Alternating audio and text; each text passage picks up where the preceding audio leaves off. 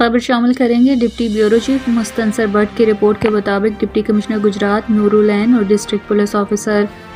رانا عمر فاروق نے میجر راجہ عزیز بھٹی شہید نشان حیدر کے مزار پر حاضری دی، پھولوں کی چادر چڑھائی اور فاتح خوانی کی۔ اس موقع پر اسسٹنٹ کمشنر کھاریاں احمد شیر گوندل، ممتاز بزنس مین اور سماجی شخصیت چیئرمین مجلس عاملہ فرینڈز آف کھاریاں، صدر بیگ ویلفیئر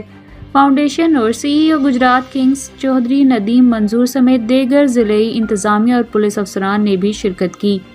تقریب کے شرکا نے شہید کے درجات کی بلندی اور ملک و ملت کی سلامتی کے لیے خصوصی دعائیں کی۔ اس موقع پر افسران نے میجر راجہ عزیز بھٹی شہید کی جرأت، بہادری، قربانی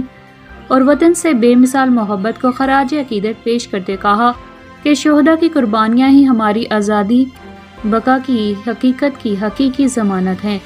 ڈی پی او رانا عمر فاروق نے کہا، میں عزیز بھٹی شہید کی شجاعت اور حب الوطنی ہمیشہ ہمارے لیے مشعل راہ ہے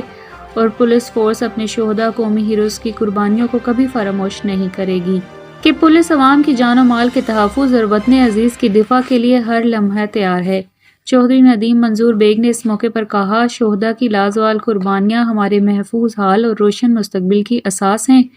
قوم ان کے احسانات کو کبھی نہیں بھلا سکتی۔